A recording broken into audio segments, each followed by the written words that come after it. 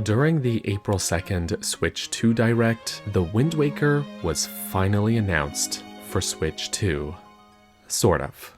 More accurately, GameCube games are being added to NSO on Switch 2, and the original version of Wind Waker is among that selection of games. Coincidentally, I recently played through both existing versions of Wind Waker to gather footage for a video I was working on, both the GameCube version and the HD version on Wii U. So of course it gets announced immediately after that, right? That said, there's a mix in the discourse. A lot of people are disappointed that they didn't get the proper Wind Waker HD, while others argue that that's fine because technically we still get Wind Waker in HD, and those improved graphics only do so much. I'm on the fence. Having just played both versions on their original hardware, I can vouch that the original GameCube version is perfectly playable, enjoyable even. GameCube Wind Waker is better than no Wind Waker.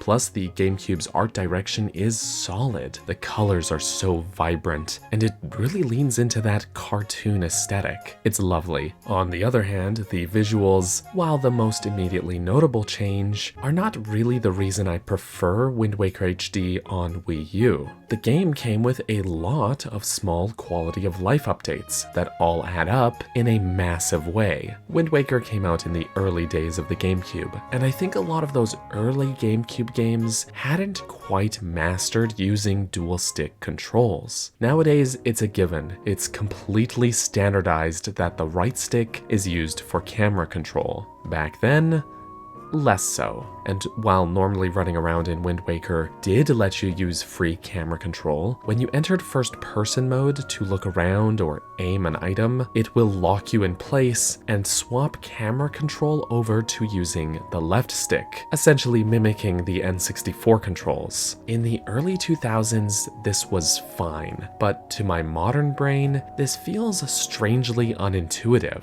Wind Waker HD gives you the option for gyro, but even with gyro turned off, you get full dual-stick controls both in third and first person. Plus, the overall button mapping is just leagues better. You never have to equip the Wind Waker itself, your sail, or any boat-specific items. The titular baton is mapped to up on the D-pad. Switching to the cannon or salvaging arm gets the same treatment while in the boat. And most conveniently, a context-sensitive press of the A button pulls out the sail while you're in the boat. There's tons of little tweaks that just go a long way to making the moment-to-moment gameplay much more enjoyable, and it reduces the amount you ever have to pause the game. And of course, there's widescreen and the swift sail, which naturally makes sailing much faster, both in literal speed, but also because you never have to stop and change wind direction while using it. Porting Wind Waker HD wouldn't be as simple as it sounds, however. The Wii U gamepad has really well integrated functionality. In fact, I feel it is the best use of a second screen in any game I have ever played. Because of the game's structure, you spend a lot of time at sea,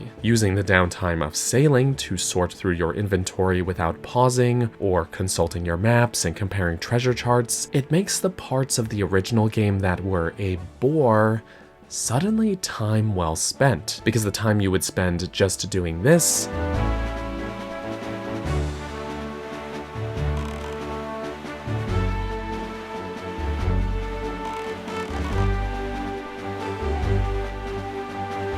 gets combined with the time you would spend paused. If this version of Wind Waker were ever ported over, the best case scenario in my head is that they allow the option to access a semi-transparent version of the map screen by holding down a button or something, sort of like how Hollow Knight handles it, where you can still pause to look at the map if you need to, but you can also just glance at it without needing to halt the action. Or maybe they use something akin to the new Zelda Notes, a feature rolling out on the NSO app for smartphones, allowing you to access game information animation and maps on your phone while playing the new enhanced versions of Breath of the Wild and Tears of the Kingdom. Wind Waker benefits greatly from having a second screen because of those treasure charts. A big point that often gets cited when discussing version differences is the Triforce quest, but I'm honestly not all that chuffed about it. It wasn't ever a section of the game that I took issue with, especially since you can start the quest before doing the Earth and Wind temples, and do it incrementally throughout the latter half of the game. It's nice to have a reason to explore this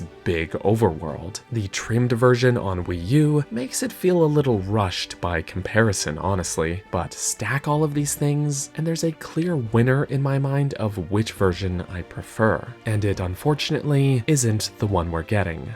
I haven't really rallied behind the idea of a Wind Waker port to modern hardware the same way some people have, partially because I'm fairly content with the two versions that I have, but now I'm sort of hoping that its inclusion on NSO doesn't preclude a true port of Wind Waker HD. We'll see. Wind Waker has never been released on a successful Nintendo console before. Both the GameCube and Wii U underperformed in sales, so while it's great that a new audience gets to experience this journey, it would be nice to allow them to do so with those quality of life updates. And if they could do it on a console that doesn't drop frames every time bombs are on screen, that would be even better.